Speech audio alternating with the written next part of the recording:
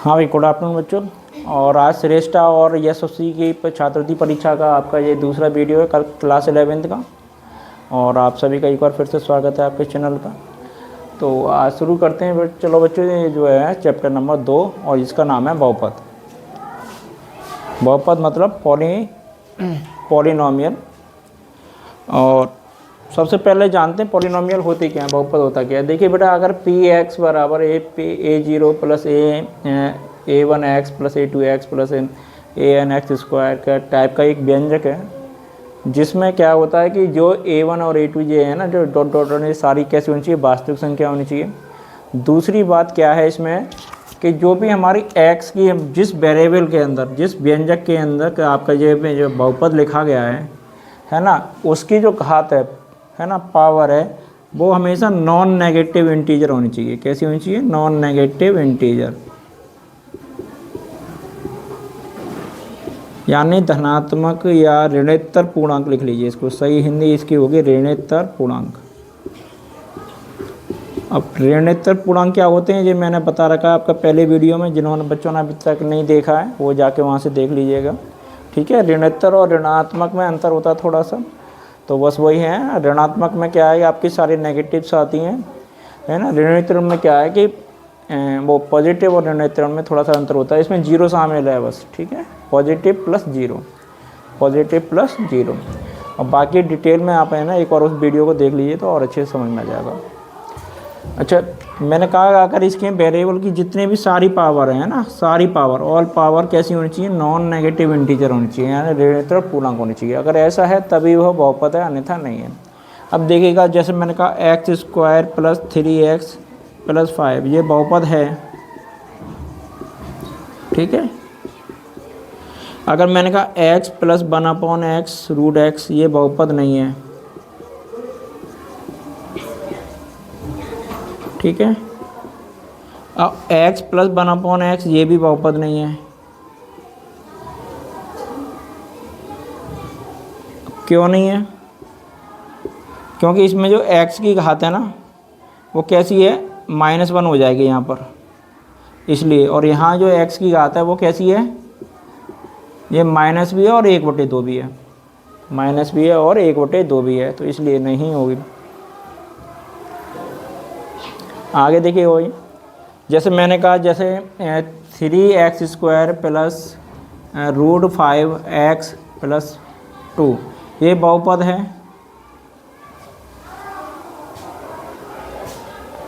बताइए, ये बहुपद है?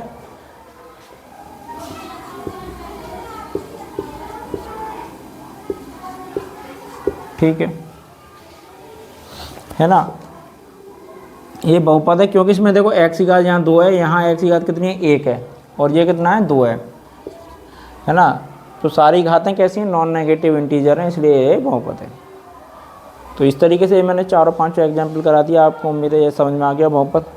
अब देखिए, चलो बच्चों, बहुपद के प्रकार देख लेते हैं, टाइप्स ऑफ पॉलिनोमियल।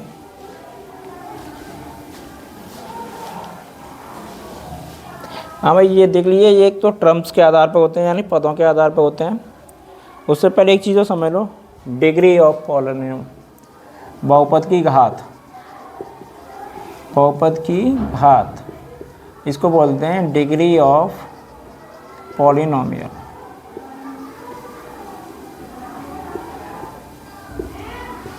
हाँ भाई, ये जो है ना, जिस वेरिएबल के अंदर आपके बहुपद लिखा गया है उसकी अधिकतम घात ही डिग्री ऑफ पॉलिनोमियल कहलाती है, यानी बहुपद की घात कहलाती है।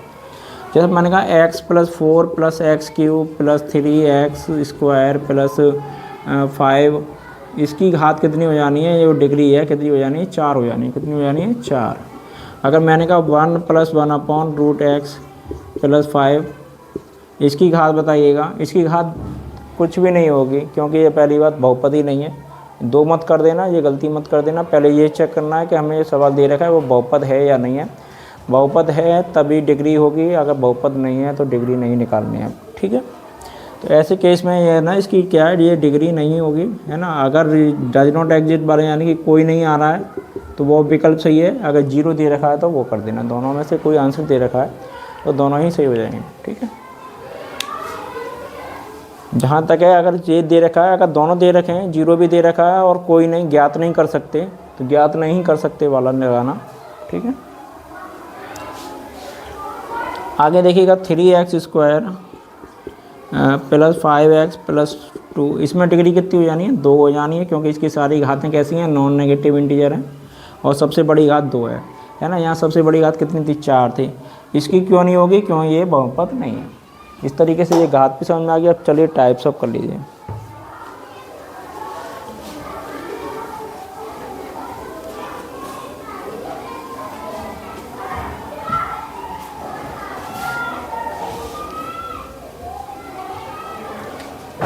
हाँ भाई, टाइप्स ऑफ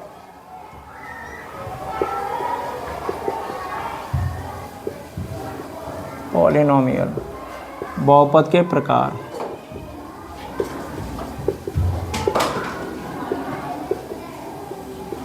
सबसे पहले देखिए पदों के आधार पे।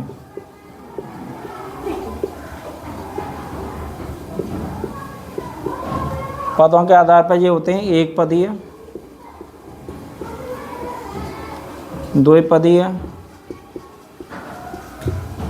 ठीक है, तीन पदीय, एक पदीय मतलब जैसे px बराबर 3x, px बराबर 5, है ना, px बराबर 7, ये सब एक पदीय हैं। ठीक है, ये सब एक पदीय हैं। आगे दो पदीय जिनमें दो दो पद होते हैं, 3x प्लस 5, है ना, 2x प्लस 7, है ना, x² प्लस x, है ना, आपका x² प्लस 1। ये सारे बेटा कैसे बहुपद हैं? द्विघाती हैं, वो द्विपदीय बहुपद हैं। जिनमें तीन पद हो जाने हैं वो तीन घातीय है।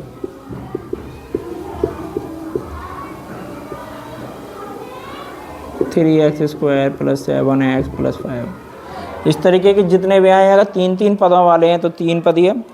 ठीक है, और आपके एक एक पद वाले होते हैं एक पदीय, दो पद वाले दो पदीय, और तीन तीन पद वाले तीन पदीय। एक पदी वाले को अंग्रेजी में मोनोमियल बोलते हैं, मोनोमियल। आगे बाइनोमियल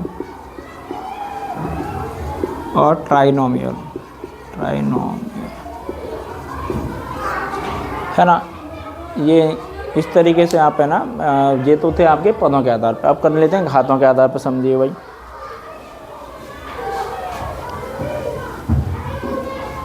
घात या डिग्रियों के आधार पर, जैसे चाहो वैसे लिख लीजिए। दूसरा हेडिंग, अब घातों के आधार पर।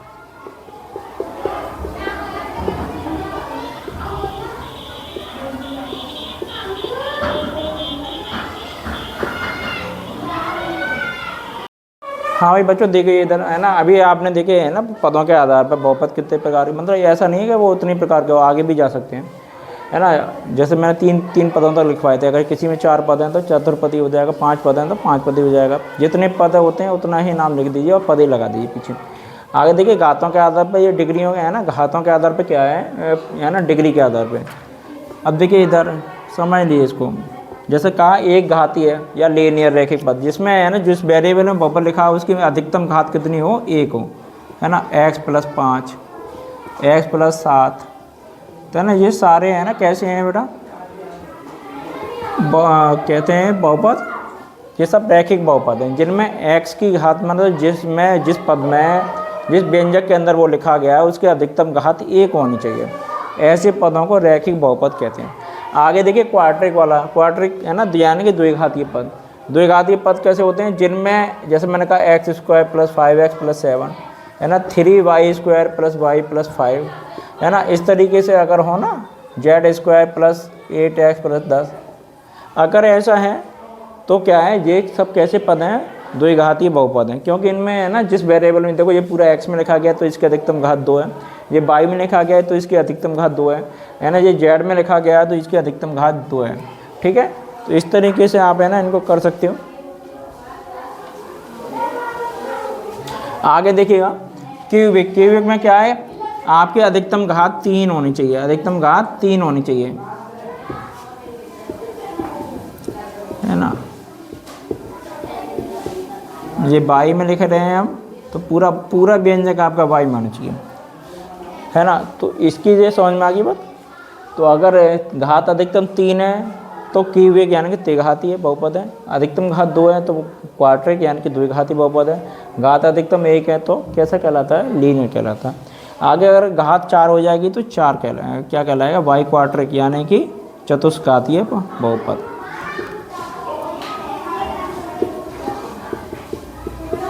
है ना। आगे देखिए कांस्टेंट क्या है, कांस्टेंट बहुपद बेटा ये होते हैं जिनकी डिग्रियां 0 होती हैं, जैसे 5 px बराबर -7 है ना, px बराबर 8। तो ये सारे बहुपद कैसे हैं, जिनकी डिग्रियां 0 होती हैं, ये सब कांस्टेंट बहुपद कहलाते हैं। ठीक है, अब तक आपने समझे बहुपदों के प्रकार और बहुपद क्या होता है। अब देखिए ये अगला टॉपिक है महत्वपूर्ण शून्य।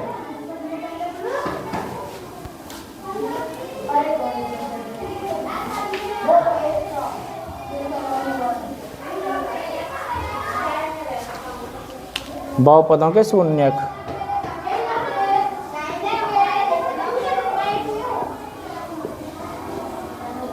है ना, इसको बोलते हैं जीरोज ऑफ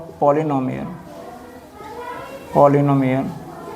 ठीक है, आगे देखिएगा, जैसे अगर है ना एक चीज़ समझ लो बेटा, जिसकी जितनी घात होती है उसके उतने ही जीरोस होते हैं, जिसकी जितनी घात होती है बहुपद के उतने ही आपके उसके जीरोस मिलेंगे। एक घात का है मोनोमियल बहुपद है तो उसका 1 0 होगा, बाइनोमियल बहुपद है तो उसके 2 जीरोस होंगे।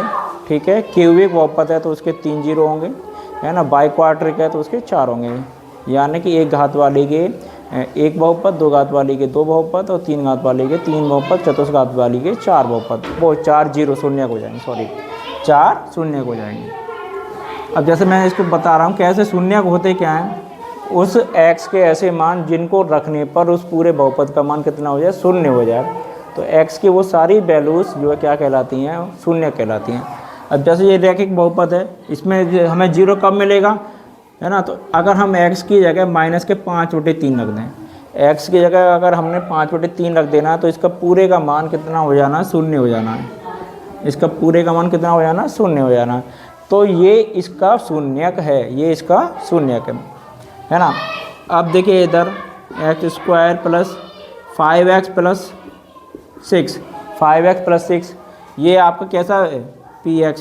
तो ये कैसा है, बाई क्वाड्रिक पॉलिनोमियल है, यानी कि द्विघातीय बहुपद है, द्विघाती बहुपद है। तब क्या करना है आपको, अगर इसको पूरे को उठा के आपको 0 के बराबर रख देना है। इतना तो हमें पता है द्विघाती है तो शून्य कितने होने हैं, 2 होने वाले हैं। ठीक है, तो इसको सॉल्व करेंगे। अब 6 कैसे गुणन करो कि 5 आ जाए,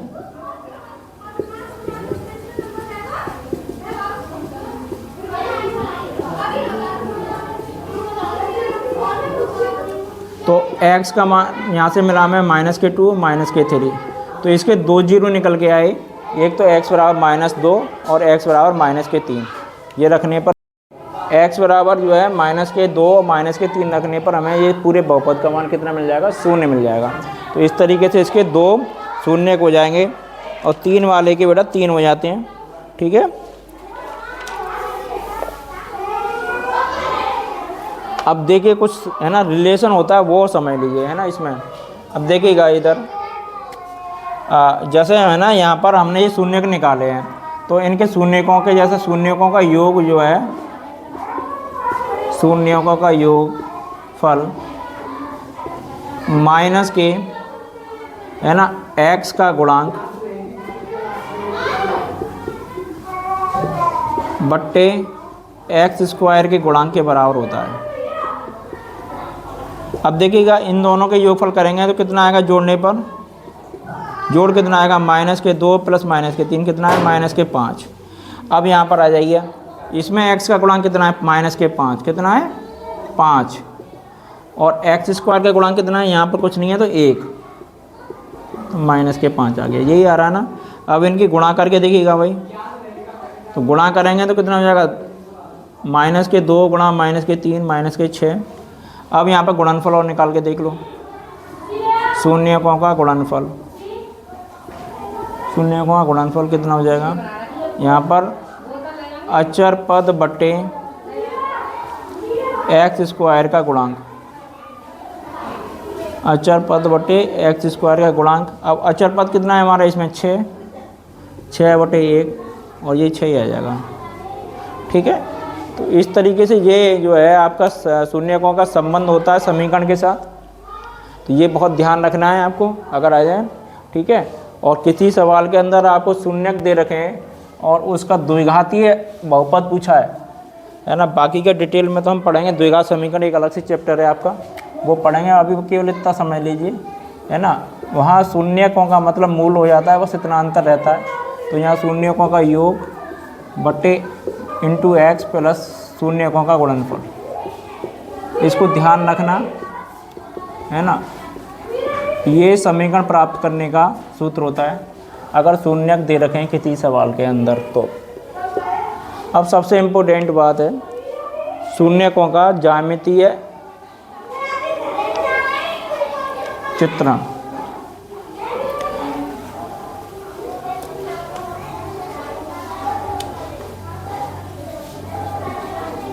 शून्यकों का ज्यामितीय चित्रण, geometrical meaning of the zeros, है ना। Geometrical meaning of the zero या रिप्रेजेंटेशन जो भी है ना। देखो आगे देखिए बेटा, इसमें होता क्या है, वो कुछ मैं चित्र बना रहा हूँ, इनको अपनी कॉपी में बना लो ताकि आपको समझ में आ जाए अच्छे से, है ना। ये बाइक्वाड्रिक के चित्र हैं सारे। लीनियर को तो एक ही जगह काटेगा, लीनियर का एक और है ना, देखिए इधर समझ लिए। लीनियर का जब भी ग्राफ ड्रॉ करेंगे स्ट्रेट लाइन आएगा। क्या आएगा? स्ट्रेट लाइन आएगा एक। हाँ, अब मैं समझा दे रहा हूँ। देखिए जब भी हम किसी भी समीकरण या बहुपद का ग्राफ ड्रॉ करते हैं, वह जितनी बार एक्स अक्ष को काटेगा वो उतने ही शून्यक देगा, वहाँ उतने ही शून्यक देगा। अब देखिए इधर अगर कोई स्ट्रेट लाइन यानी कि रैखिक बहुपद है, वो एक्स अक्ष को केवल एक ही बार काटेगा, है ना। किसी का भी ग्राफ बना के देख लीजिएगा, तो एक बार काटेगा और एक ही जगह काटेगा, तो क्या हो जाएगा, उसका एक ही शून्यक होगा। अब देखिए ये बाइक्वाड्रिक है, इसका मतलब क्या है, ये एक्स अक्ष को 2 बार काट रहा है, तो यहाँ इसके 2 शून्यक हैं। यहाँ भी ये 2 बार काट रहा है, ये इसके 2 शून्यक हैं। ठीक है,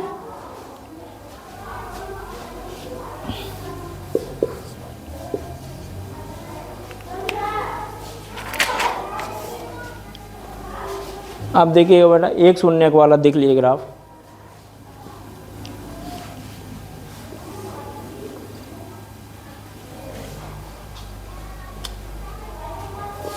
तीसरा और चौथा, है ना। अगर इस तरीके से कोई ग्राफ यानी एक्स अक्ष को टच करता है, यानी कि इस तरीके से, तो इसके एक शून्यक है।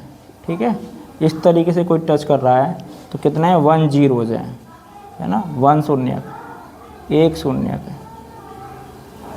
ठीक है, अब देखिए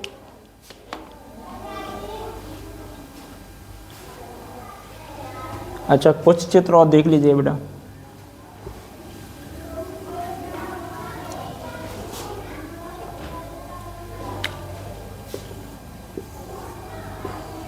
ये इस तरीके से, ये आपका इस तरीके से कोई ग्राफ बना हुआ है। ये क्या है, एक्स। हाँ भाई, ये है ना इस तरीके से, ये कोई टच नहीं कर रहा है एक्स अक्ष पे। जब टच नहीं कर रहा है तो ऐसे केस में नो जीरोस, है ना। नो जीरो यानी कोई शून्यक नहीं, कोई शून्यक नहीं है। ये तो थे तुम्हारे यानी क्वाड्रिक वाले के रिजल्ट्स, है ना। अब देखिएगा बेटा, अब इसमें एक 3 घातीय वाला और होता है, उसको समझ लीजिए।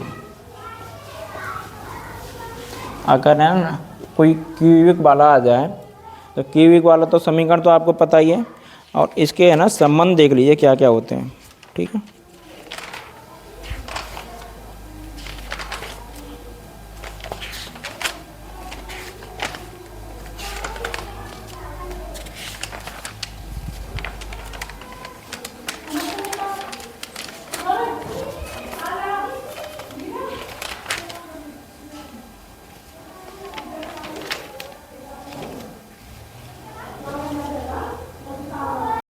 हाँ भाई देखिए इधर है ना, ये 3 घात वाले समीकरणों बहुपद और देख लीजिएगा।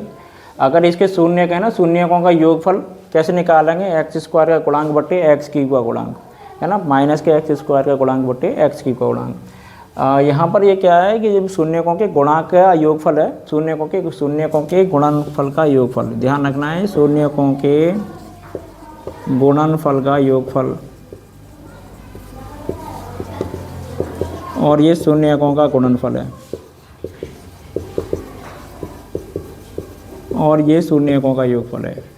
ये ध्यान रखने वाली चीज़ें, जो पूछा जाए वही बताना है ना। गुणनफल का योगफल पूछा है तो अचर पद बटे एक्स क्यूब का गुणांक, है ना। और अगर गुणनफल ये गलत लिखे बेटा, यहाँ पे ये है आपका एक्स का गुणांक, एक्स का गुणांक, है ना, एक्स का गुणांक बटे एक्स क्यूब का गुणांक, है ना। अगर शून्यकों का गुणनफल का योगफल पूछा है तो एक्स का गुणांक बटे एक्स क्यूब का गुणांक, और शून्यकों का गुणनफल पूछा है तो अचर पद माइनस के अचर पद बटे एक्स क्यूब का गुणांक।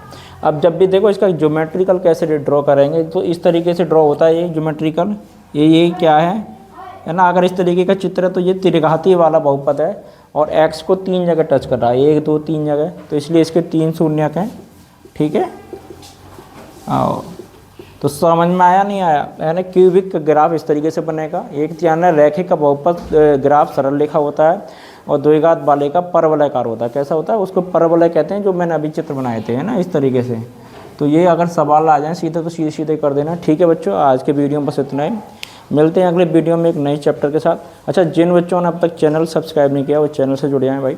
और अनिल सर का जो चैनल है ना, जिस पर आप जो साइंस और जीके पढ़ते हैं, उसका लिंक भी वीडियो के डिस्क्रिप्शन में पड़ा है, वहाँ से साइंस और जीके के लिए वो चैनल पकड़ लें आप, है ना। और अधिक से अधिक इस वीडियो को शेयर करें ताकि ये वीडियो अधिक से अधिक बच्चों तक पहुँचे, और वीडियो को लाइक शेयर करना ना भूलें। धन्यवाद बच्चों, मिलते हैं अगली वीडियो में नए टॉपिक के साथ।